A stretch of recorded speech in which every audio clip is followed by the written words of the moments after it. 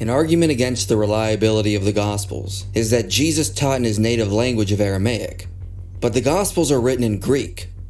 Much could have been lost in translation, so the Gospels cannot contain the original words of Jesus. But this might not be entirely true.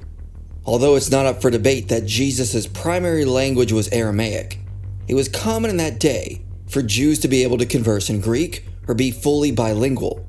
In fact, when we look at the culture and the teachings of Jesus within the Gospels, we find some interesting evidence that Jesus often taught in Greek, which means the Gospels likely preserve some of the very words of Jesus, and the rest would have been easy for the apostles to translate.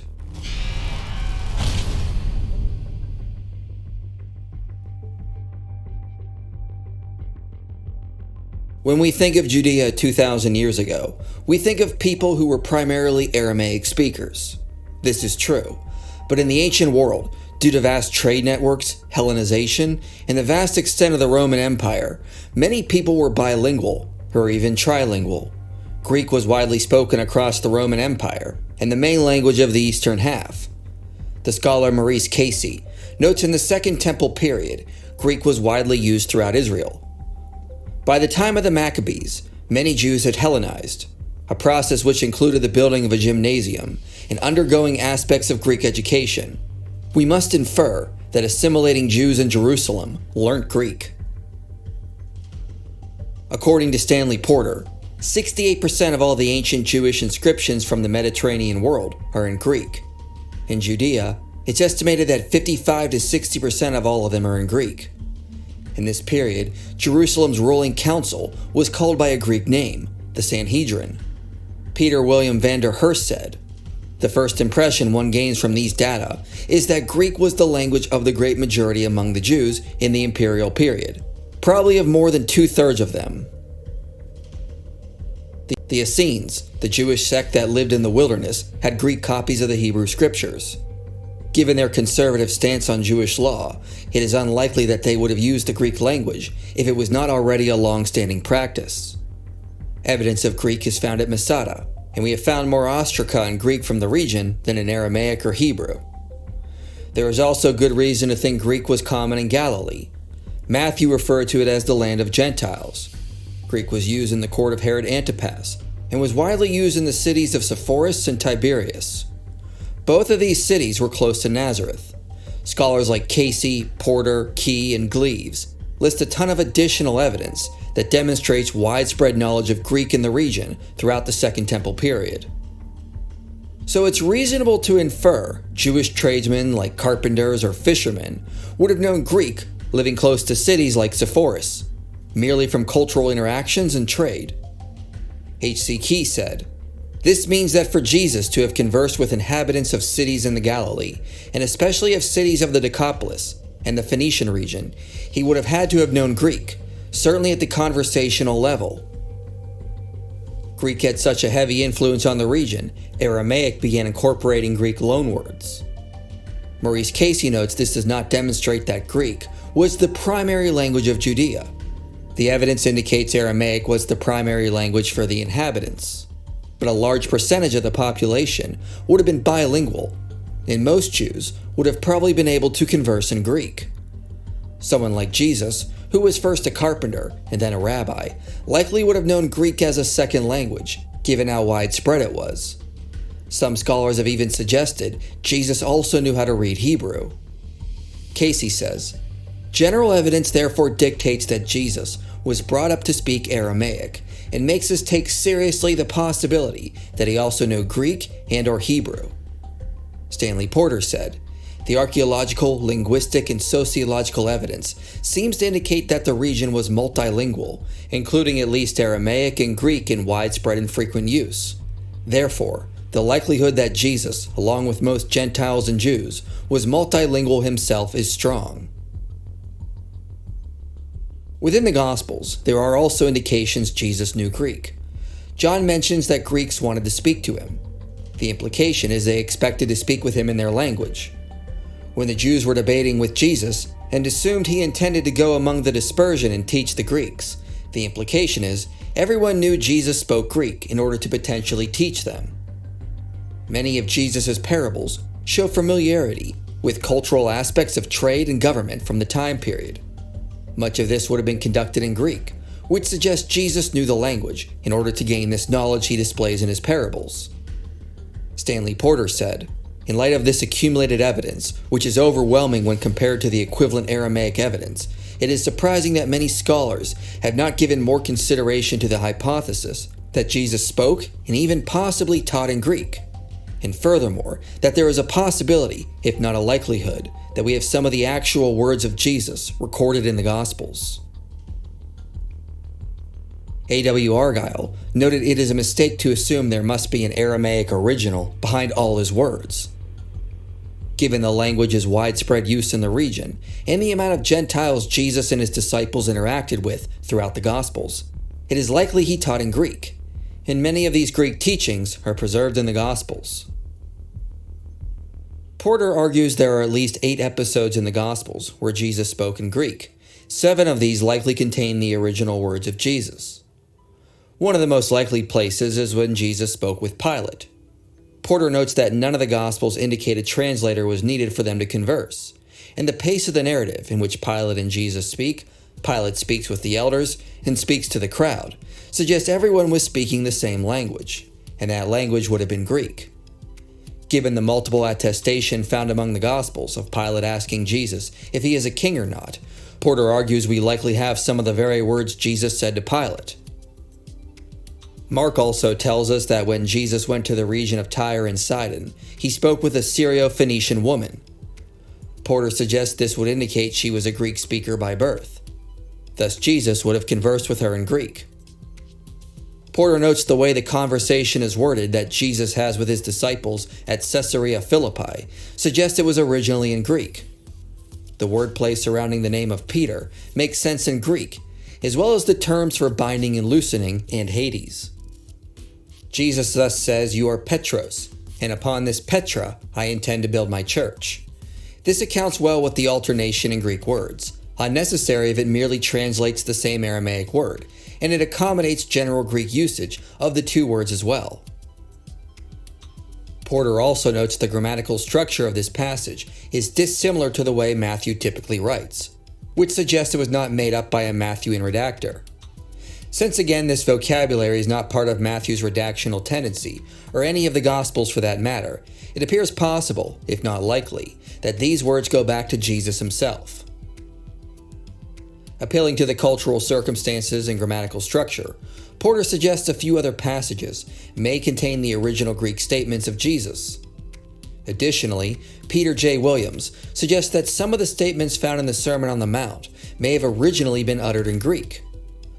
The first 4 Beatitudes begin with the alliteration of pi, the Greek letter P, while the famous expressions poor in spirit, thirst for righteousness, pure in heart, and persecuted for righteousness all involve alliteration and assonance, which seem to suggest that Matthew portrays Jesus as teaching on this occasion in Greek.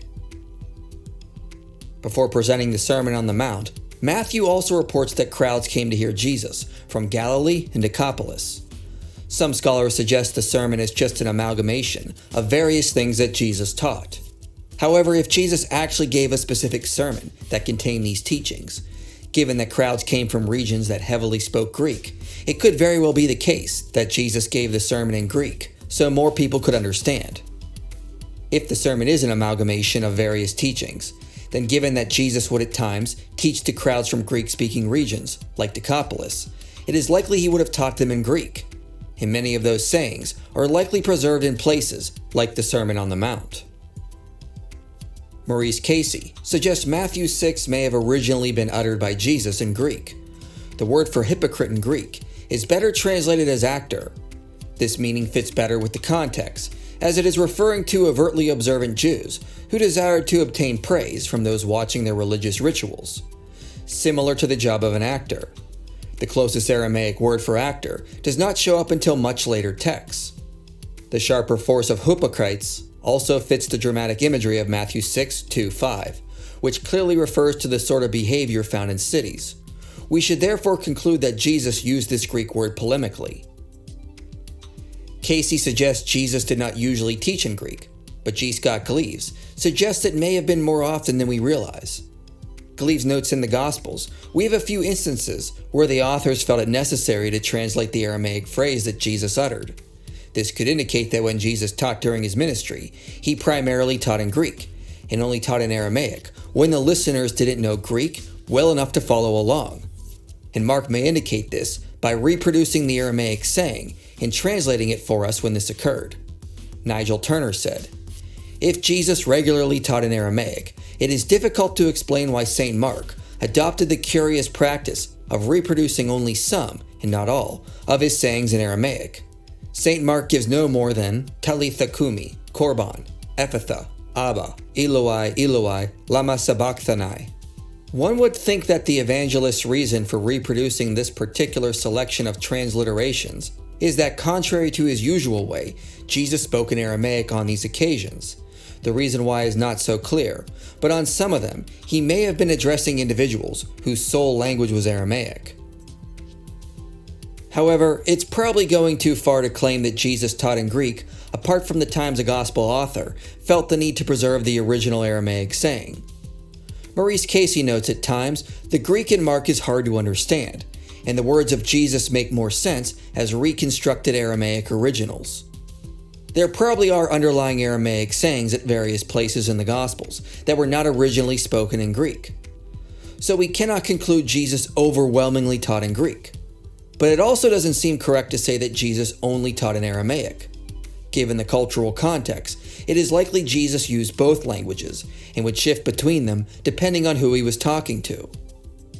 Moreover, given that Jesus' ministry was roughly 3 years long, he probably gave his teachings and parables at multiple times, in both Aramaic and Greek. And T. Wright says, "If we come to the ministry of Jesus as first century historians and forget our 20th century assumptions about mass media, the overwhelming probability is that most of what Jesus said, he said not twice, but 200 times, with of course a myriad of local variations." Additionally, the disciples of Jesus likely also understood Greek. Some of them went by their Greek names, which indicates Greek was common among the people that followed Jesus. In John 12, it records that Greeks asked Philip, which is a Greek name, if they could see Jesus, and given the context, they likely asked in Greek. This suggests the disciples spoke Greek and could have easily taught the gospel message to Greek speakers outside of Judea. Given their background, the early Christians would have been well equipped to accurately translate anything Jesus only taught in Aramaic. But even with this in mind, it is quite likely that Jesus taught in both Greek and Aramaic, and many of the words in the Gospels preserve the original saying of Jesus as he uttered it. The ancient world was Hellenized, and Greek was the language of the day. It makes sense Jesus would utilize a popular language among both the Jews and Gentiles to get his message out. When Jesus spoke with some Jewish individuals, like the Pharisees, he likely would have communicated in Aramaic. But when Jesus was speaking with a Gentile or to a crowd, there was a high probability that he would have spoken in Greek, especially if people from Greek-speaking regions had come to hear him. Given this, it is likely many of the teachings we find in the Gospels are not Greek translations, but the very words Jesus originally uttered, and the disciples would have been able to translate any original Aramaic saying with ease.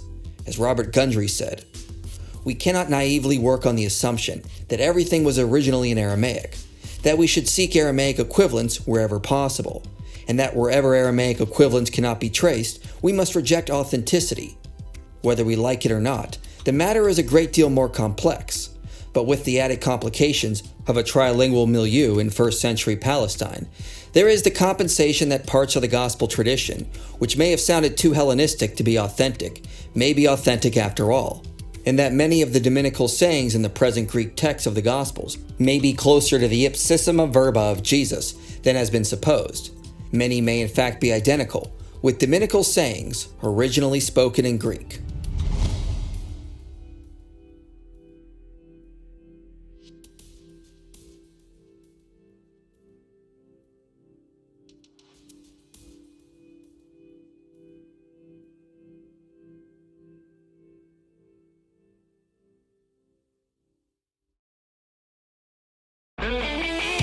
Drive home a champion today during the Hyundai Race to the Cup sales event.